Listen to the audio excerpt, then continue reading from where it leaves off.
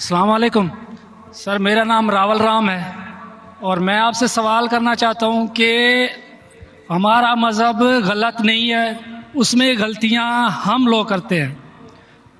जना हराम है हमारे मज़हब में, शराब नोशी हराम है, जना हराम है, मतलब कि जैसे भी गलत काम सारे गलत उसमें भी लिखे हुए हैं और यही इस्लाम में भी हैं। ये दोनों जो है ना मतलब कि कॉमन है इनमें, तो अच्छी बातें दोनों तरफ हैं और सिर्फ इस बुनियाद पर हमें दोज़ख में डाल दिया जाएगा कि हम सिर्फ कलमा नहीं पढ़ते।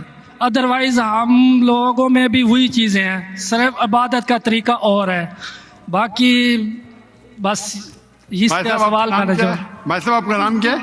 रावल राम। रावल राम जी जी रावल राम ने एक अच्छा सवाल पूछा। जी उसने कहा कि उनकी मजहब किताब में भी जिना हराम है, बिल्कुल सही फरमाते।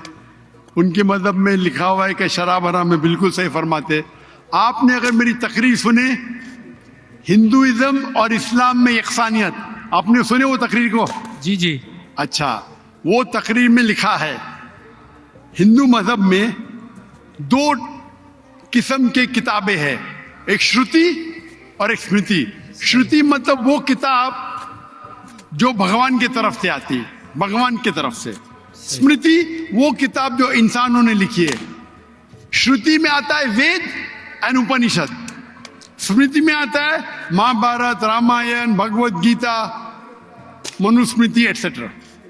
आप अगर पढ़ेंगे आपके छंदोग्य उपनिषद जो श्रुति है, छंदोग्य उपनिषद चैप्टर नंबर 6 सेक्शन नंबर 2 श्लोक नंबर 1, नाकस्य कसिज, भगवान एक ही है, दूसरा नहीं है। बिल्कुल भगवान एक है, दूसरा नहीं है। बिल्कुल आपके किताब में लिखा है श्वेताश्वेतर उपनिषद चैप्टर नंबर 6 श्लोक नंबर 9, नाकस्य कसिज जनिता न पतिपा, नाकस्य कसिज जनिता न चतिपा, मतलब उस भगवान के कोई वालिदैन नहीं है, ना माँ है ना बाप है ना बच्चे है।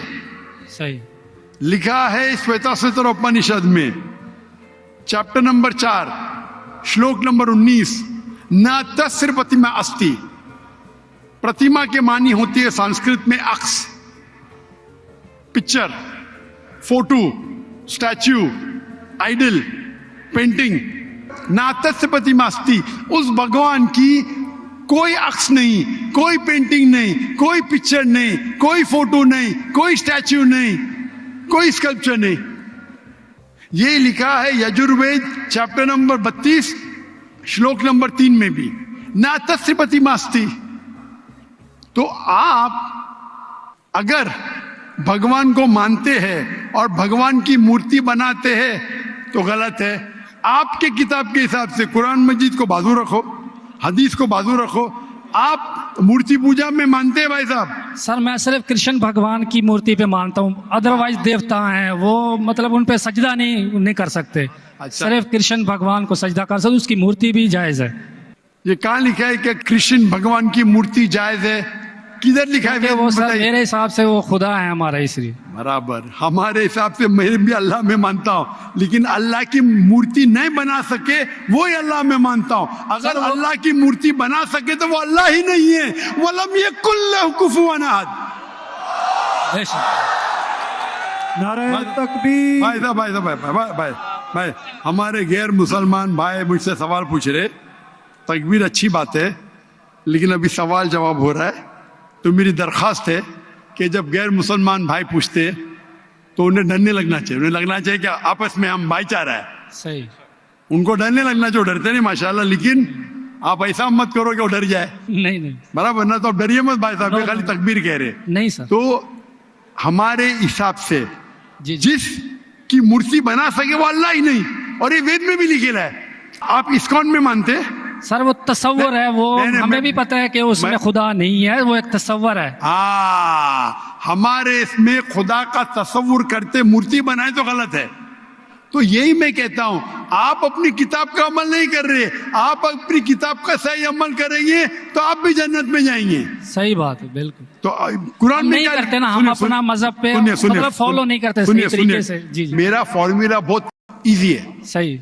कुरान मजीद में लिखा है सूरह इमरान में सूरह नंबर 3 आयत नंबर 64 में, तालौ इला कलिमतिन सवाइम बैना बैनकुम, आओ हम उस बात की तरफ जो आप और हम में यकसा है। सही। अपन आज माने जो आप और हम में यकसा है, कम से कम उस पे तो अमल करे। मेरा फॉर्मूला यूनिवर्सल है, पूरा भाईचारा है। मैं कहता हूं भाई बाइबल को लेके आओ, वेद को लेके आओ, कुरान को लेके आओ। वेद काफी बड़ी है, जी जी, बाइबल कुरान से 3 गुना बड़ा है। हम आज वादा करें कि जो यकसा है कम से कम उस पे तो अमल करे। जो यकसा नहीं उसको साइड पे रखेंगे, कल बहस करेंगे। जो यकसा उस पे तो अमल करे। बाइबल में लिखा है, वेद में लिखा है, खुदा है कि खुदा का अक्स नहीं। अगर आप खुदा का अक्स बनाते तो आप वेद के खिलाफ जाते। सिर्फ कृष्ण का बनाओ तो भी गलत है। सर वो भगवत गीता में लिखा है, इसलिए। आप भगवत गीता स्मृति है, भगवत गीता महाभारत का हिस्सा है, सही क्या नहीं? सही। तो महाभारत एक स्मृति है, स्मृति श्रुति के खिलाफ नहीं जा सकती है। अगर स्मृति और श्रुति में टकराव है तो हम श्रुति को मानेंगे, स्मृति को नहीं। वेद और उपनिषद सबसे ऊपर है। सही। तो आपका एक पीएचडी टीचर है, वो कुछ कहता है, और एक बैचलर है। आप पीएचडी वाले उस्ताद को मानेंगे या जो बैचलर की डिग्री वाले उस्ताद को मानेंगे? किसको मानेंगे? कौन से उस्ताद को मानेंगे? PhD sir. पीएचडी। तो आपका पीएचडी वेद है। सही। तो अगर आप मूर्ति पूजा छोड़ देंगे और आपके किताब में लिखा हुआ है, आपके किताब में लिखा है कि आखिरी पैगंबर आने वाले हैं, और आप वेद पढ़ेंगे और पुराना पढ़ेंगे, उसके अंदर कई जगह पे लिखा है कि आखिरी पैगंबर मोहम्मद सल्लल्लाहु अलैहि वसल्लम है। आप अगर कल की पुराना पढ़ेंगे, भविष्य पुराना भी है, कल की पुराना है, और आप मेरी तकरीर सुनेंगे। एक तकरीर है मेरी, मोहम्मद सल्लल्लाहु अलैहि वसल्लम का जिक्र हिंदू मजहबी किताबों में। वक्त की किल्लत होने की वजह से सिर्फ मैं छोटी पॉइंट कहूंगा। आप अगर कल की पुराना पढ़ेंगे, चैप्टर नंबर 2, श्लोक नंबर 5, 7, 11, 15, 17, उसमें लिखा है क्या? एक अवतार आएंगे, आखिरी अवतार आएंगे, जिसके वालिद का नाम है विष्णु व्यास। विष्णु मतलब भगवान, जी जी। व्यास मतलब उसका बंदा, उसका सर्वेंट। अरबी में तर्जुमा करेंगे तो अब्दुल्ला होता है। आखिरी पैगंबर आएंगे जिसका वालिद के नाम अब्दुल्ला है, उसके माँ का नाम है सुमति। सुमति संस्कृत में मतलब अमन, शांति। अरबी में कहेंगे आमिना। मोहम्मद सल्लल्लाहु अलैहि वसल्लम के माँ का नाम था आमिना। वो पैदा होंगे एक अमन शहर में, मक्का। उस शहर के ग्रोह के लीडर के कबीले में पैदा होंगे, कुरैश के कबीले में। उसके 4 करीब दोस्त होंगे। जिक्र हो रहा है खुलफा राशिदीन का। और मोहम्मद सल्लल्लाहु अलैहि वसल्लम का जिक्र तो बहुत लंबा है, 2 घंटे की तकरीर दे सकता हूं मैं। सही। तो अगर आप अपनी किताब में मानते, आपको मानना पड़ेगा कि आखिरी पैगंबर मोहम्मद सल्लल्लाहु अलैहि वसल्लम है। आप मानते कि आखिरी पैगंबर मोहम्मद सल्लल्लाहु अलैहि वसल्लम है? सर मैं पढ़ी नहीं है, मैं भी बस ऐसे मतलब कोई सही तरीके से नहीं पढ़ा है, इसलिए मुझे पता नहीं है उसमें। नहीं पढ़ा तो गलती किसकी? मेरी या मेरी गलती है, मैं मान रहा हूँ। तो और आप हमारे मेरी- ऐसे तो करोड़ों आप- लोग हैं जो नहीं फॉलो करते हमारे मजहब को, इसीलिए हिंदुस्तान में जब मेरी तकरीर होती है जी जी, तो हिंदू का मजमा इससे बड़ा होता है। बिल्कुल देखा है। 5 लाख, 10 लाख, 25%, 20% गैर मुस्लिम होते, 20% हिंदू होते। तो 10 लाख का 20% कितना हुआ? 2 लाख। ये 2 लाख का तो मजमा नहीं ना, क्योंकि हिंदुस्तानी मुझसे मोहब्बत करते हैं जी, और गैर मुस्लिम भी मोहब्बत करते हैं। बिल्कुल। वो पॉलिटिशियन है जो प्रॉब्लम होता है उनको, वोट बैंक का प्रॉब्लम है। अरे हम लोग तो हार जाएंगे अभी। हिंदू जब मेरी तकरीर सुनते कहते कि 2 घंटे में हमने वो सीखा जो हमने 40 साल हमें पता नहीं था।